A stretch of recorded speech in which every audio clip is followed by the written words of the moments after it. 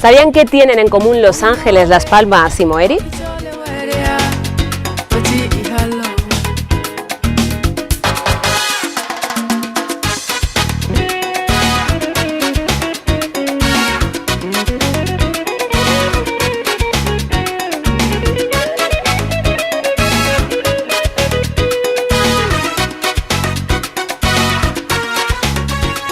Que todos tienen obras del arquitecto Ramón Estalella y que todos forman parte de nuestro patrimonio, el patrimonio de Guinea Ecuatorial.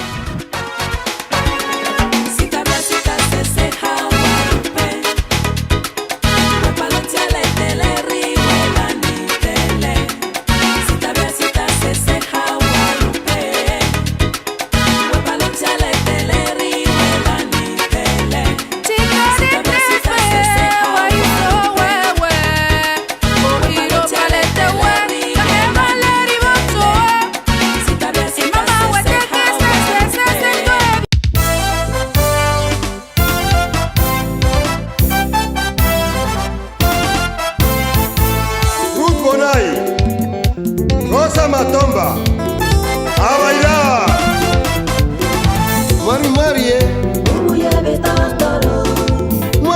Laida, hoy nos vas a llevar por los barrios. Exacto. ¿Qué tienen de especial estos barrios y a qué época pertenecen? Lo característico es que hicieron primero una programación a gran escala, hicieron un trazado de la ciudad y luego llegaron hasta definir la tipología de vivienda que habría en cada uno de los casos, esto tanto en el Anguema como en Los Ángeles. Esta vez vengo con un grupo de arquitectos de Sevilla y de Córdoba, y historiadores que están muy interesados en el tema del patrimonio en Guinea Ecuatorial. Bueno, pues aquí está Plácido, hola, ¿qué tal? Pablo, María y Pablo. Plácido, vuestra labor no se limita a venir aquí, hay un trabajo previo. ¿En qué ha consistido? Ese trabajo previo consiste en la toma de información, fundamentalmente en archivos de la administración, que fue donde se depositaban los proyectos con los que se construían estos grupos de viviendas. También, junto a ese trabajo de información previa, hemos llevado a cabo entrevistas con arquitectos que estuvieron implicados en la construcción de estos barrios, en concreto con la figura de Estalella, que es quien se hizo cargo de la construcción de Los Ángeles, ¿no? Y de gran parte de los poblados que vamos a ver. ¿Y es fácil encontrar información en España de esto? Pues es realmente complicado, porque después del desmontaje de la administración colonial, pues la pérdida de archivos es algo bastante frecuente, y luego también la redistribución que se hace entre ministerios de los fondos documentales, pues hace que sea como una labor de recomponer casi tan minuciosa como la de estudiar luego aquí sobre el terreno. Y sobre el terreno, que supongo que será la parte que más os gusta, porque es cuando podéis verlo, hablar con la gente, ¿no? Claro, es actualizar todas las cuestiones que hemos visto en proyectos, que hemos visto maquetas, que hemos visto información en revistas sobre estos proyectos, y luego ver en qué medida pues han dado respuesta a las necesidades que tenía, en qué cuestiones han fallado, en qué cuestiones se puede seguir aprendiendo, porque fundamentalmente la mirada que dirigimos hacia estas viviendas son una mirada patrimonial. Finalmente es una enseñanza lo que podemos extraer de aquí. La verdad es que lo encontramos sorprendentemente en buen estado. ¿Sí? y se da la circunstancia de que cuando estudiamos conjuntos parecidos en España, las transformaciones son mucho mayores, con lo cual es mucho más difícil de reconocer cómo eran los edificios originalmente, y aquí podemos decir que nos encontramos con un estado de preservación bastante bueno.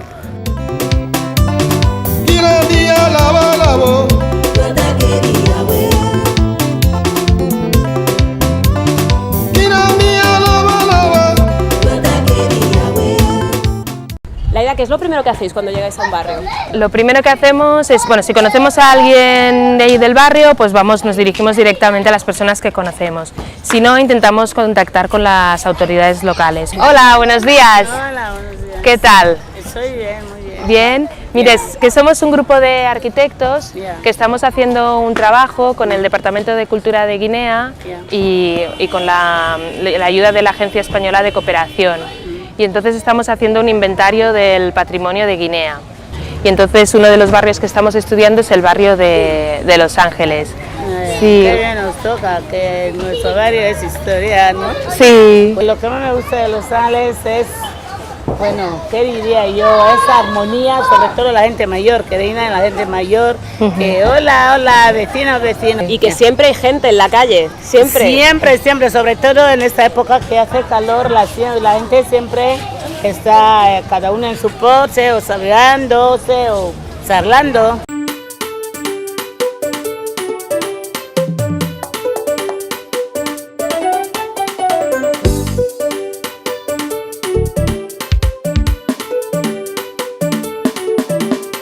¿Cuánto tiempo lleva usted viviendo aquí? Más de 30 años. ¿Recuerda cómo era cuando era usted más jovencita? Tal como está ahora. Nosotros mismos habíamos hecho, por ejemplo, alguna que otra chapada, algo así como sombra de fuera y tal, pero el gobierno vio que no, era mantenerlo tal como estaba. Ah, o sea que la gente intentó Sí, hacer obras y se dijo que se tenía que mantener Sí, como se estaba. ve muy bonito así. Vale, nos hemos desplazado, creo que querían saber también algo de duples esquina, el bifamiliar, algo así. Ajá. O sea que sí existen distintos tipos de viviendas. De tipos, nombres y tal, así lo hemos encontrado y así lo mantenemos. ¿Cuál es la tipología de viviendas, Laida? Pues mira, si entras en esa, por ejemplo, vas a encontrar que también hay 3 habitaciones, pero un poco más amplio y tal. En esa, ¿cómo se llama? El bifamiliar ese. Cuando lo llaman bifamiliares, porque hay una casa abajo, una casa arriba, con unas habitaciones más chiquititas, un comedor más chiquitito que estaba hecho anteriormente para los solteros. Aquí hay unos, aquí hay otro tipo y hay Lo que más el tenemos otro ahí, sí. tipo, ¿no? Tres tipos. Sí. Muchas Nada, gracias. nada, a ustedes. Sí, Vale, gracias. vale.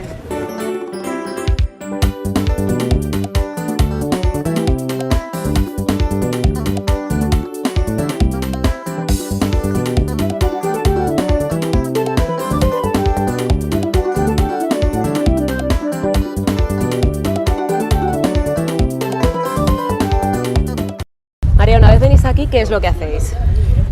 Pues hay un primer trabajo de aproximación que suele ser un paseo, un acercamiento a los habitantes, para comprender cómo se viven los espacios, casi no desde la profesión, desde el observador, el visitante. Y después hay otra etapa en la que ya intentamos contactar con algunas personas que se ofrecen a permitirnos entrar en sus casas y conocer ya de una forma directa. Y ahí es cuando entramos en medida. En cierto modo, la tipología de vivienda invita a que se expanda la vida dentro de las casas hacia afuera y cómo se han ido apropiando, ¿no?, de todo el espacio, por lo cual yo creo que hablamos de casi de un continuo, ¿no?, entre interior y exterior, que es muy interesante.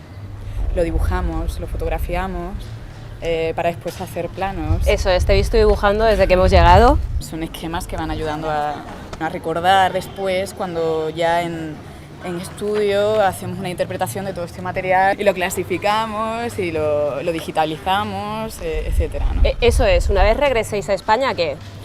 Pues se supone que lo que tendríamos que hacer, que yo creo que de algún modo empezaremos ya, es pues documentar correctamente todo lo que tengamos, digitalizar, levantar planos.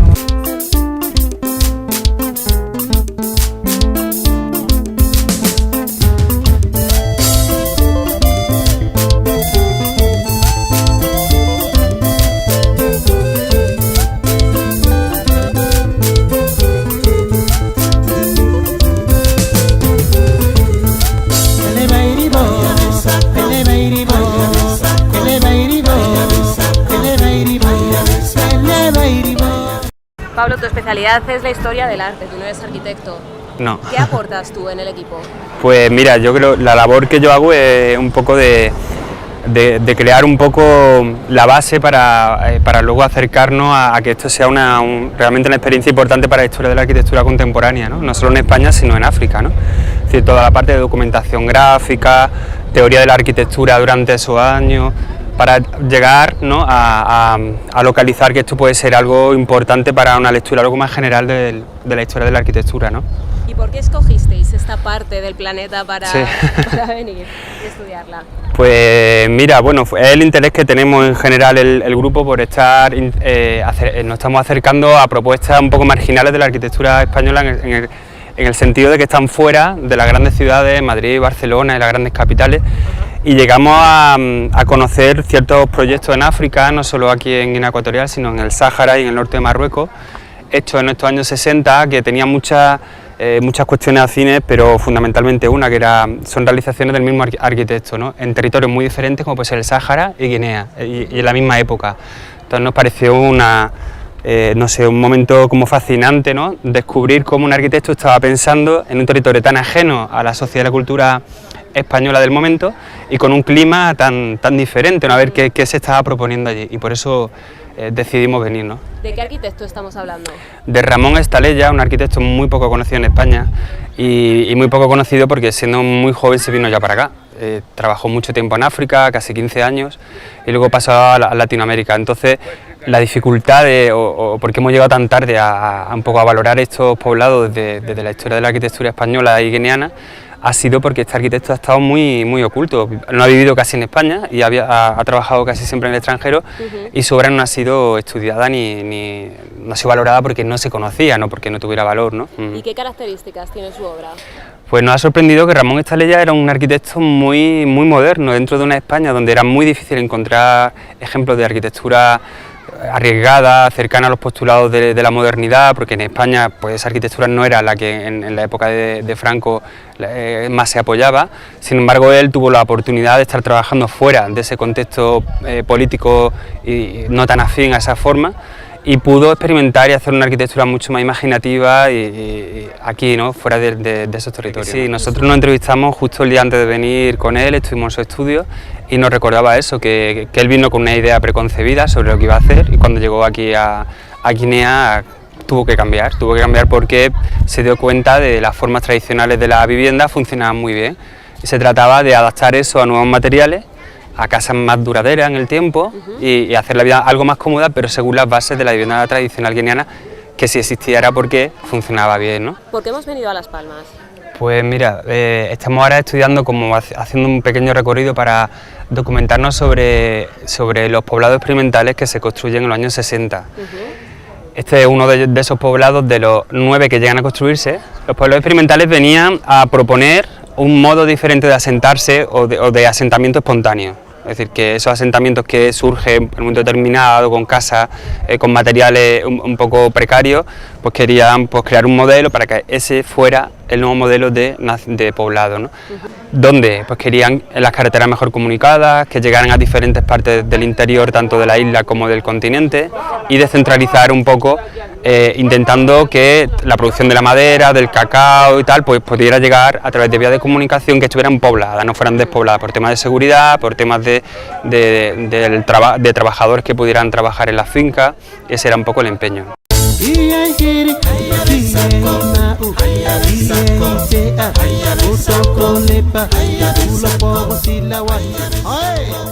Hola, buenas tardes. Buenas tardes. ¿Qué tal? Bien. Sí. ¿Cómo está? Un poco bien. Sí. Aquí tenemos el himno nacional, el abecedario mayúscula y minúscula para los niños de primero. Ah, muy bien. ¿Y cuántos alumnos hay aquí? Aquí están, 60 y pico. ¿60 y pico tantos? ¿Y de qué edades? Desde 7 a 15 años. ¿Qué destacarías desde el punto de vista arquitectónico? Bueno, para empezar, el edificio en planta tiene como unas zonas que son, bueno, como vemos aquí, pues que son rectas, y otras zonas que son curvas, o sea que va como alternando formas como más orgánicas, ¿vale?, con zonas con áreas o con formas mucho más geométricas. Es totalmente asimétrico, es mucho más espontáneo. Y claro, eso ya para empezar es de destacar. A mí sí que me recuerda un poco a tipo Le Corbusier, que es ya un tipo de arquitectura como más liberada, ¿no? Rompen un poco con la asimetría, con los esquemas que a lo mejor se basan más en una manera de proyectar más clásica, y se sirven más de otros recursos, como puede ser la contemplación de la naturaleza o cuando te sitúas en un sitio, ir siguiendo trazas como más del sitio en el que se sitúa el proyecto. Tengo aquí un material de cerín, es motosierra. Entonces mando a los de quinto o sexto, por ejemplo, que me dibujen en el suelo mapa de África, mapa de la isla de Bioko. A nivel de La pedagogía, ¿no? El niño se le puede inducir fácilmente algunos conceptos, en vez de escribir. Porque ellos ven películas y no graban, no escriben nada y las graban. Motivo por el cual les puedo explicar yo, por ejemplo, el tema de la geometría, un tema de la geometría, hablando de la circunferencia, o el cuadrado, o el rectángulo, según el nivel. Ya les voy dando ejemplos de que cada cual, o por equipo, que busquen una figura geométrica que parezca a esta. Dentro del propio edificio. Dentro del entorno. Después de que lo asimilen 2 o 3 ocasiones, ya les puedo mandar ir a casa, que cada cual vaya afuera, al entorno, que me traiga algo que vio que parece así. ¿Y desde el principio ha sido escuela e iglesia? Sí. ¿De cuándo es este edificio? Antes del 68. Antes del 68. No, fue la autonomía. ¿Había muchos edificios que se concibieran como este? Mitad escuela, mitad iglesia. Sí. Casi. Aquí en Bioko-Sur no hay una escuela. Que yo sepa que esta es una escuela. A no ser viendo a Boriche, Belebú, el gobierno acaba de construir nuevas escuelas. Pero siempre hacen estado trabajando. Pues muchísimas gracias por atendernos y por la explicación sobre este magnífico conjunto de esta arquitectura de la escuela e iglesia del pueblo. Muchísimas gracias. Ustedes también. Sí. Muchas gracias, Poto. Ay, a veces cole bairibo.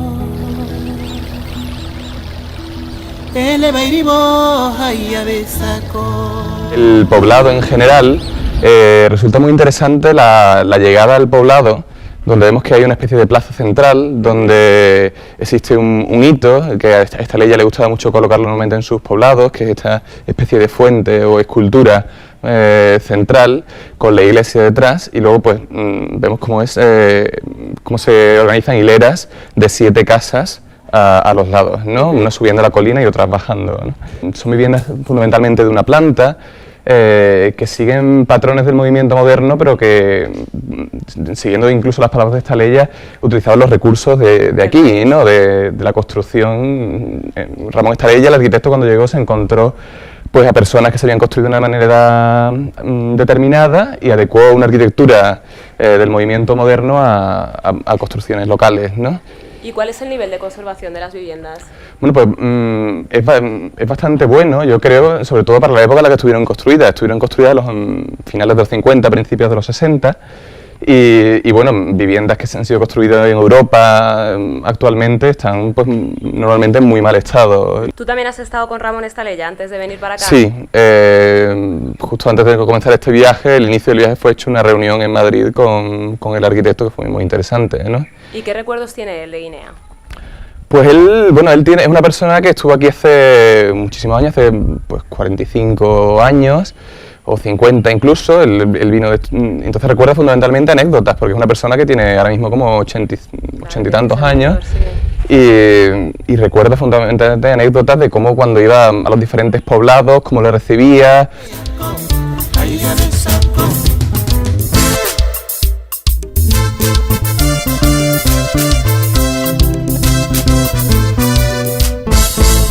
¿Cómo ha sido la vida aquí en el poblado desde que empezaron a vivir? ¿Cuándo llegan? Y bueno, ¿cómo ha sido ocupar estas casas y el nivel de convivencia aquí en esta comunidad? Pues el nivel de vida ha sido normal. Llegué aquí en esta casa el año 79, como le dije, en el mes de enero. Y a partir de ese momento estoy aquí hasta ahora. ¿Qué es lo que más les gusta de aquí? La tranquilidad. ¿Y las casas eran iguales antes? ¿Tenían estos colores o los colores se los han puesto ustedes? Cada uno lo pone el color que le da la gana de poner. ¿Ah, sí? Sí. ¿Y ustedes por qué le han puesto verde?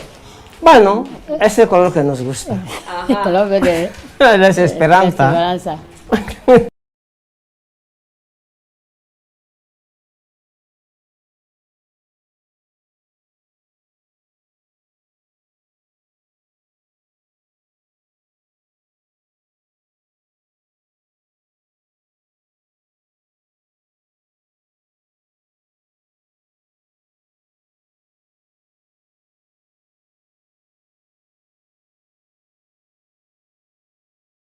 ¿Y hay alguien aquí en el pueblo que usted nos pudiera presentar, alguien un poco mayor que que nos pudiera presentar para que nos contara un poquito si recuerda cuándo se construyó, alguien que hubiera estado en el momento que se hicieron las viviendas. Sí. Vamos a ver este señor, Ajá. es el que nos puede dar al menos un poco de detalle. Ah, perfecto. Yo me llamo Laida Memba. Entonces, después de la autonomía, Ajá. cuando vino el blanco, empezaron a hacer las carreteras, edificando las casas. Esas casas que se hizo en autonomía en 1966. Ajá. Pues muchas gracias. Es el mayor que tiene más experiencia en todo aspecto aquí. Muchas gracias, señor Alejandro. De acuerdo.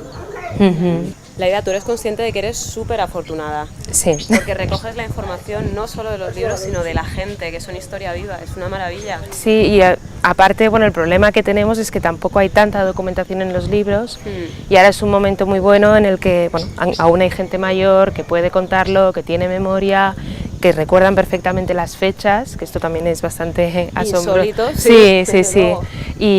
Y claro, toda esta información junta, luego evidentemente se tiene que contrastar y verificar, pero nos da muchísimo, bueno, es muy valioso. Y al final con la investigación te vas a conocer todos los pueblos de Guinea Ecuatorial y a todos los mayores de Guinea Ecuatorial. Eso espero, ¿no? Eso espero.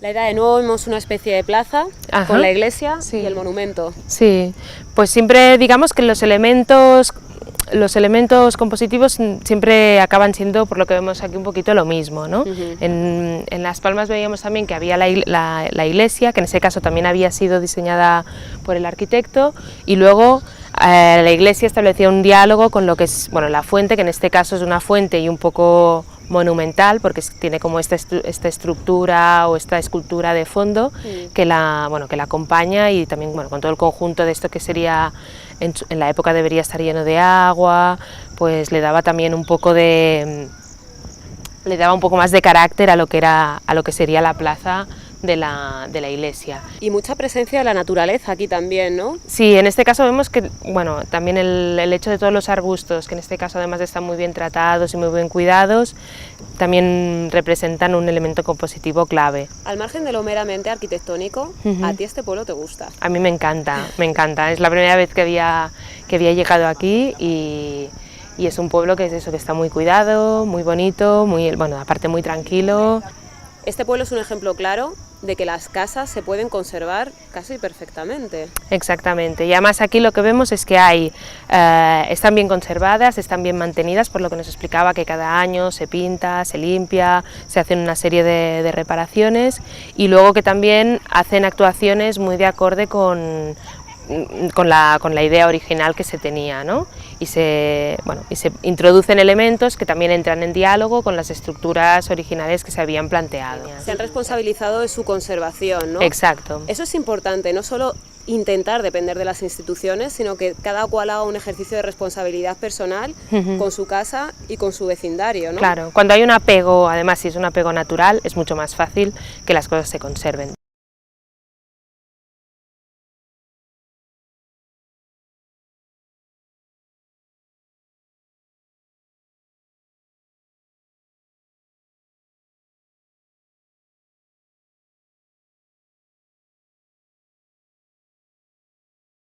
Pues este de aquí ya lo tenemos todo encajado.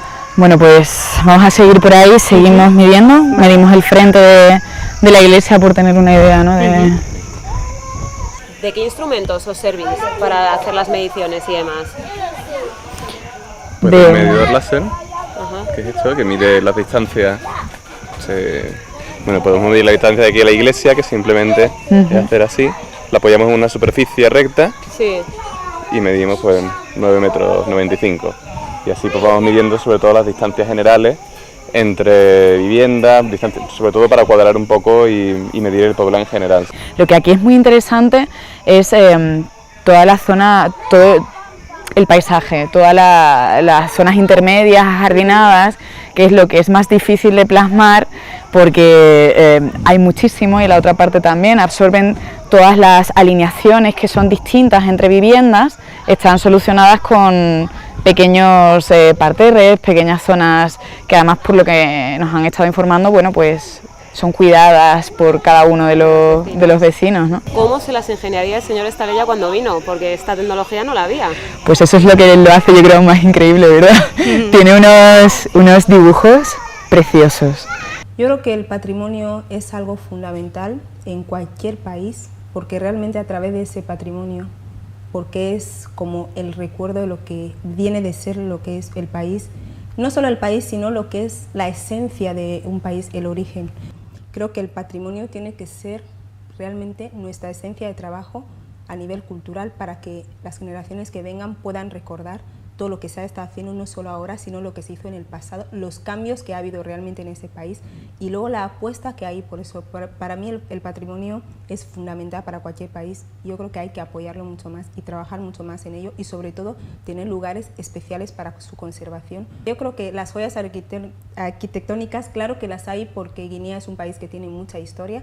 Guinea es un país donde realmente ha habido muchas civilizaciones. Hemos tenido desde lo que son los portugueses que vinieron a este país, hemos tenido la presencia de los españoles, hemos tenido muchas presencias a nivel histórico. Entonces ahí es donde se ve a través de ese patrimonio y luego los grandes descubrimientos que se están hallando y sobre todo se están consiguiendo a través de gente cualificada, como hemos dicho, los arquitectos, pues al final están con este tipo de trabajo, ¿no? Y en el caso de Laila yo quiero decir que ella habla de joyas arquitectónicas, yo también puedo decir como referencia de que la gente que ya se ocupa de ese trabajo también son joyas para nuestro país, ¿no?